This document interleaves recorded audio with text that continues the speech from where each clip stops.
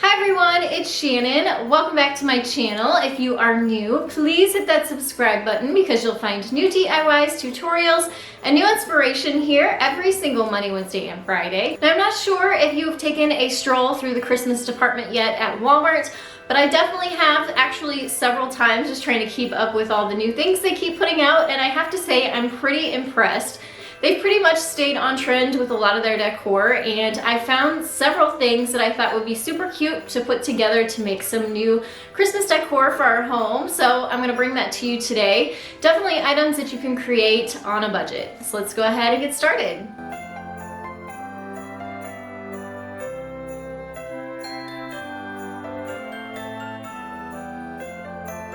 Alright, so this first project we're going to give these bells from Walmart, an enamel chippy sort of look. These were only $3.98, and this is like a plastic silver metallic look, but we're going to update that. It also came with this buffalo check bow on the top. It needs a little bit of work, so we're going to work on that too. I also have Waverly paint from Walmart, so I have the color white and ink, so this is like a black.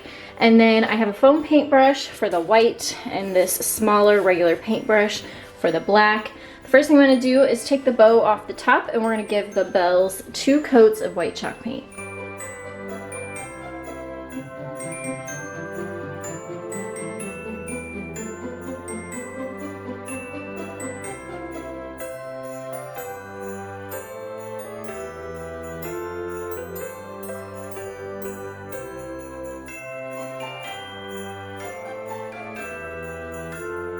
Here's a look at the bells with 2 coats of chalk paint. It's all dry now, so I can add the black paint to it to give it that chippy look. What you want to do is just kind of hit some of the edges here and there, spots where it might have bumped into something and it chips. So keep that in mind as you're choosing where to add your black paint to.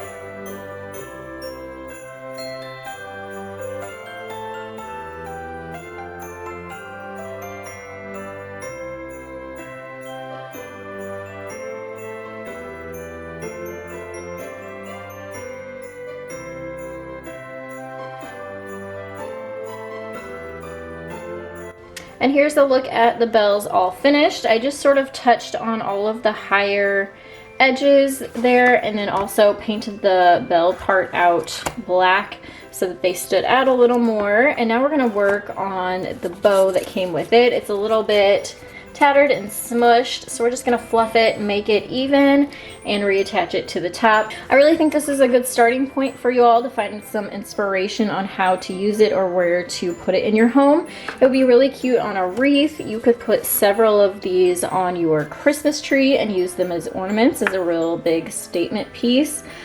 You could make them into a garland even, or put them on a swag. So let me know down in the comments below, how would you use this in your home? I would love to hear your ideas.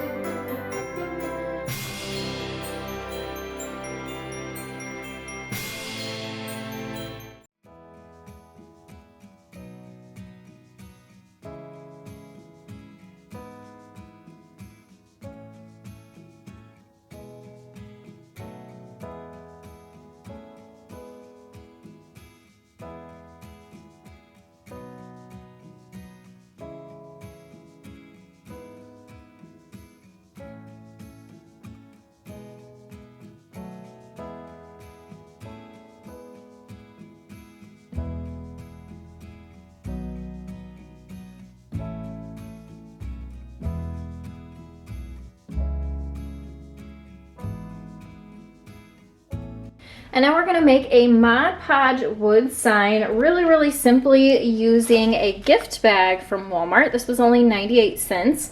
And I really liked this one because it already has that wood background. So it already kind of looks like a wood sign.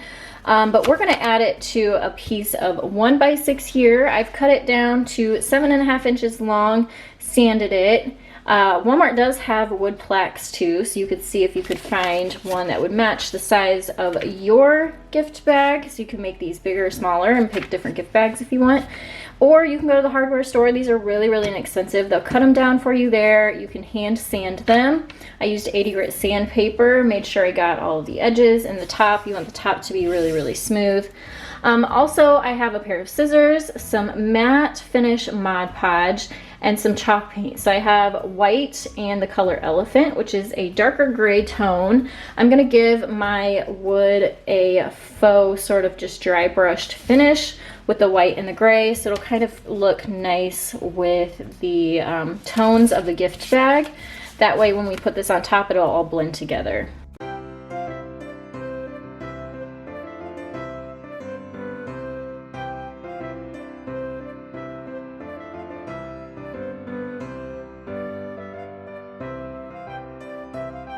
All right, so I've given my wood piece one coat of the gray chalk paint, and I'm gonna use my white chalk paint and just brush it on lightly. I still wanna be able to see some of that gray coming through there.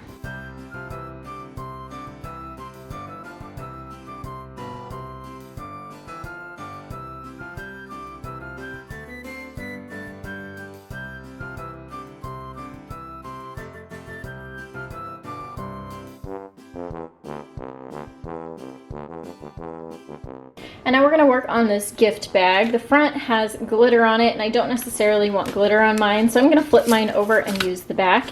If you don't mind the glitter, then of course you could use the front and the back, and then you could make two signs out of it. And what I'm gonna do is just use my scissors to cut this out, and then we will use the Mod Podge to adhere it to our wood sign.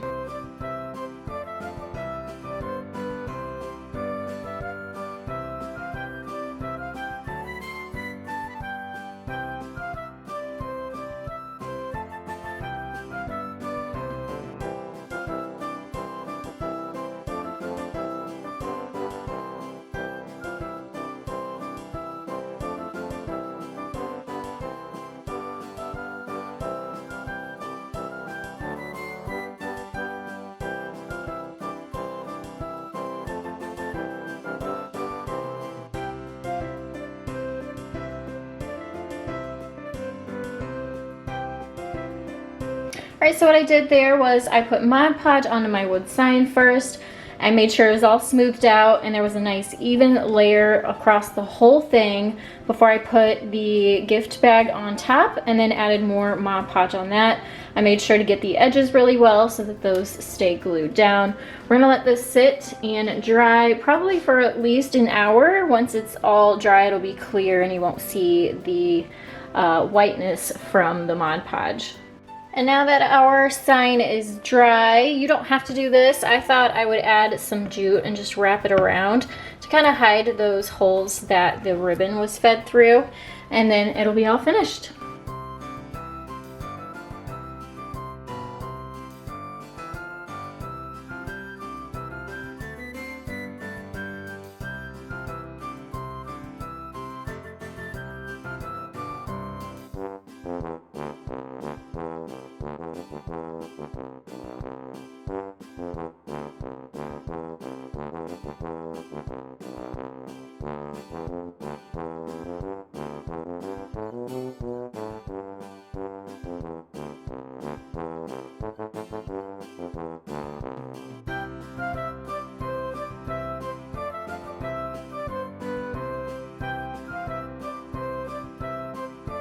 And now we're gonna work on this wreath for the holidays.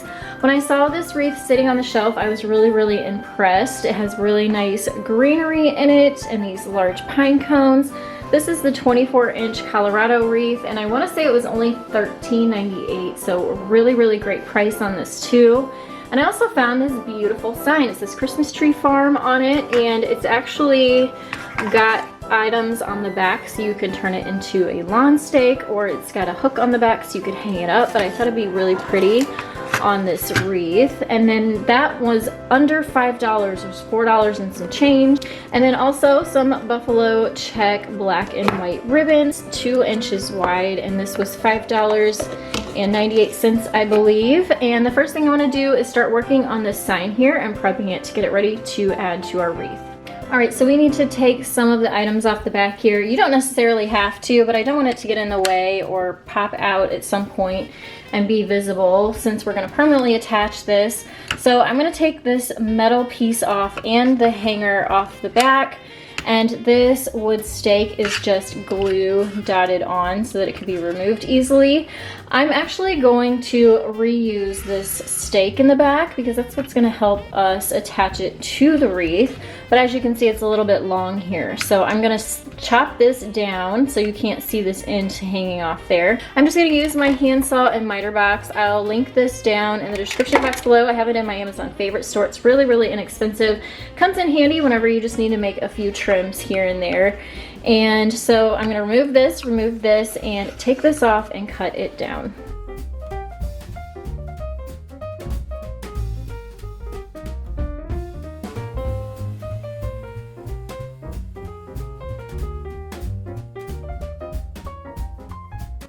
All right, so I have my wreath back out. I wanna see where I wanna put this on the wreath so I can see where I need to attach my wire. So I'm actually going to attach some wire onto the back of the sign. That way I can wrap it around the wreath, and this will be more secure than if I just hot glue it on here. Of course, you could just hot glue it, and I may actually add just a little bit of hot glue to add some extra support to it, but this will keep it on there a little bit more firmly. So I'm gonna add some wire here and some here on the back. Let me show you that. Flip this over.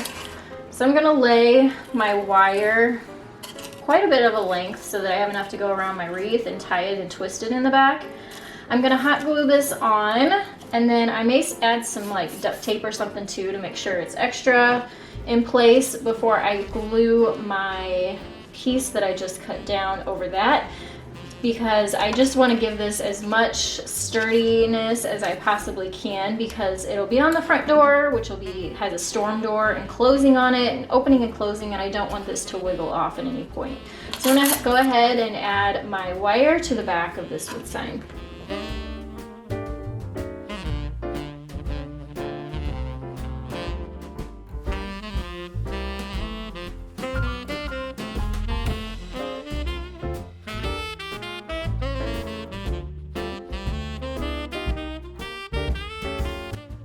And here's what the back of my sign looks like. I did end up doubling up the wire because it's just not a very heavy gauge wire. So if you use a thicker wire, you probably wouldn't have to do that.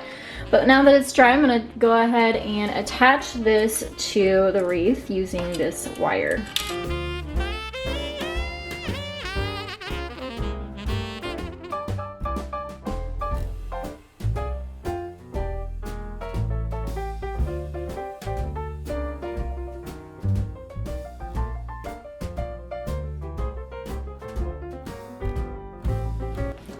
And now I'm gonna work on the bow I'm gonna put on the wreath. So I have my buffalo check ribbon out here, and I also kept the wreath out because I wanna use it as a guide to see about how big I want to make my bow. So I have a tutorial from last Christmas, and it is filled with 4 different style bows. So the whole tutorial is just teaching you how to create bows. And today I'm going to show you how to make this wreath bow. And luckily both sides of this ribbon are the same, so we don't have to do any extra twisting. We can just make our loops like so. So you can see I made one loop and another loop, so I just basically made a figure 8. And as I go, I'm going to make sure that my thumb stays in the middle so that my loops stay the same size. And I have my middle as a guide. So I'm just gonna stack these one on top of each other, kind of adjusting the loops and the sizes as I go. I also want to make sure I don't make my bow too big because I don't want it to cover up the sign, and I don't want it to look unproportionate in the wreath. So I'm going to go ahead and make a few of these loops, and then I'll show you how to finish it off.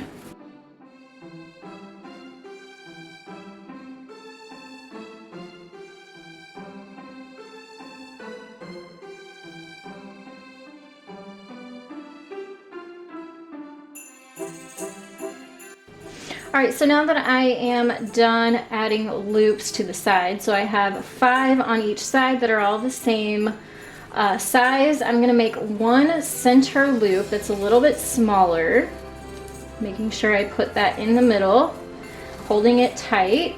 And then I'm gonna be using my wire again. You could use pipe cleaners, you could use string if you wanted. And because my ribbon is so wide, this is 2-inch ribbon, I'm gonna go ahead and crease the middle here. So I just pushed into the middle and then pulled the edges back down. And that's gonna give us a nice center on our bow, so it's not all just crumpled up. And so I'm gonna use my wire here and twist it onto the middle. Make sure it's really tight so your loops don't move. And then I'm gonna cut off this excess. Not too short because we don't want it sliding back through the wire, and then we'll lose our bow, our center loop, and our whole bow entirely. So now I'm just gonna work on fluffing my bow. You just pull the loops out and kind of fluff them. You want to make sure that you get ribbon that has wire edges in it when you're making loopy bows like this, because it's going to help your bow hold its shape. If you use ribbon, you can use ribbon that doesn't have wire in it, they end up looking flat. And I definitely like my bows with really big loops, so the wire in them definitely helps with that. So I'm just going to work on this and get it how I want it, and then we're going to add a tail onto this as well.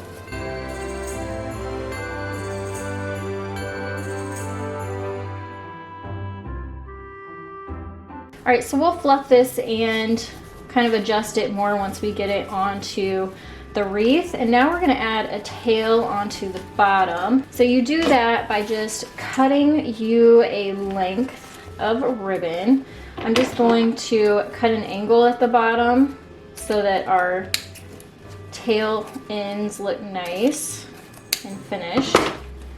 And then you just find the center of your tail. You're gonna crease it again. So I just pushed my thumb in the middle and bent the edges back. And we're gonna add that to our wire on the ribbon. So this is a completely separate piece, but it's gonna look really, really nice once it's on the wreath. I'm just going to twist this on here so it stays on. And now we can add our bow to the wreath.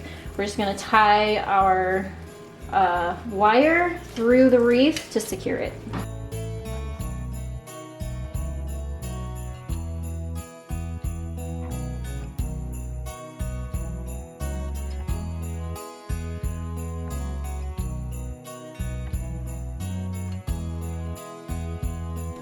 And now that our tail is on there, I'm just gonna fluff the wreath because it's kind of gotten smashed sitting on the shelf, making its way home. So that way your wreath has lots more life when you do a little bit of adjusting to make it look like it's not squished and flat.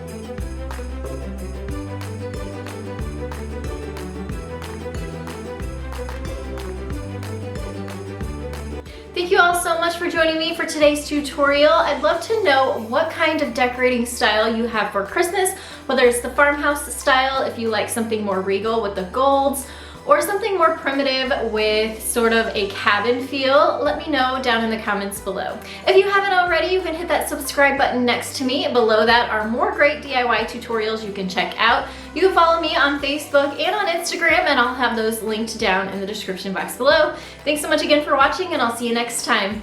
Bye everyone.